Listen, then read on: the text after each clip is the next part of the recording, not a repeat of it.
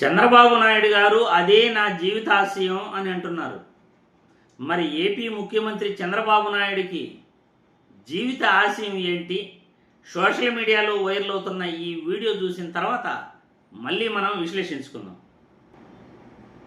శ్రీశైలంలో నీళ్లన్నీ రాయలసీమకి ఇవ్వగలిగితే రాయలసీమ ప్రతి ఎకరాకు నీళ్లు ఇచ్చే అవకాశం వస్తుంది.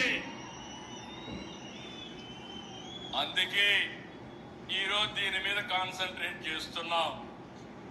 వంశధార, నాగావళి, చంపావతి పూర్తి చేస్తాం. మీరు గుర్తుపెట్టుకోండి, నా జీవితాశయం శ్రీకాకుళం నీళ్లు ఎక్కువ వర్షం పడితే ఆ నీళ్లు అనంతపురికి రావాలి. అది ఎట్లా వస్తుందంటే అక్కడి నుంచి నేరుగా గోదావరికి వస్తుంది, గోదావరి నుంచి కృష్ణాకు వస్తుంది, కృష్ణా నుంచి నల్లమల సాగర్కు వస్తుంది. అన్ని అనుకూలిస్తే శ్రీశైలానికి కూడా లిఫ్ట్ చేయొచ్చు, లేకుంటే బనక చెర్లకు తేవచ్చు. తెస్తే అది దేశానికే కాకుండా ఈ రాష్ట్రానికి ఒక గేమ్ చేంజర్ గా తయారవుతుందని చెప్పి కూడా నేను మీకు తెలియజేస్తున్నా. చూశారుగా సోషల్ మీడియాలో చంద్రబాబు గారు మాట్లాడుతున్న మాటలు ఎలా వైరల్ చేస్తున్నారు. శ్రీకాకుళంలో వర్షం పడితే ఆ నీళ్లు గోదావరికి పంపించి, గోదావరి నుండి కృష్ణాకి పంపించి, కృష్ణా నుండి శ్రీశైలంకు రప్పించి, శ్రీశైలం నుండి వీలైతే గేట్లు పెట్టి ఎత్తిపోతల పథకంలాగా నీళ్లు తోడించి, తర్వాత శ్రీశైలం నుండి బలకచెర్లకు రప్పించి చంద్రబాబు గారి జీవిత ఆశయాన్ని నెరవేర్చుకుంటాడట. మరి 14 సంవత్సరాలు ముఖ్యమంత్రిగా పనిచేసిన చంద్రబాబు నాయుడు గారు ఈ పని ఎందుకు చేయలేదు అని నేను ఈ వీడియో ద్వారా ప్రశ్నిస్తున్నాను.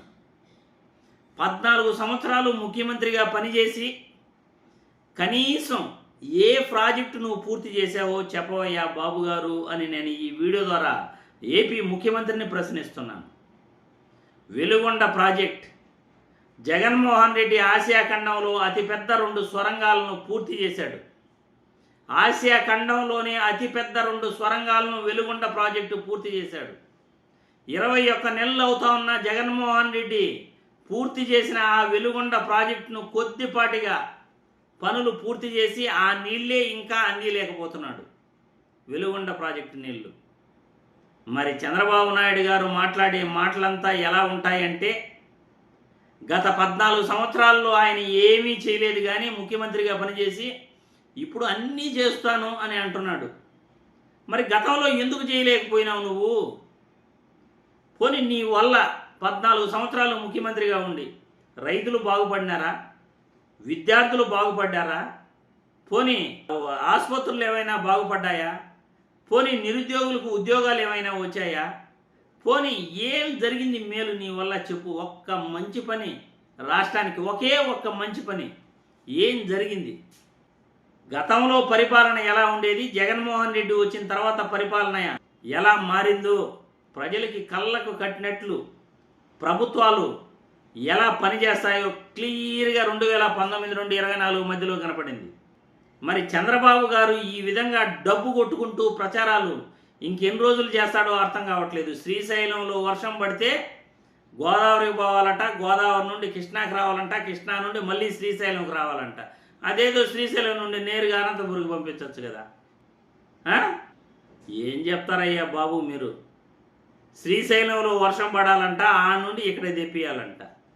ఏం మాట్లాడుతున్నారో ఆ స్పృహ అయినా ఉందో లేదో నాకైతే అసలు అర్థం కావట్లేదు.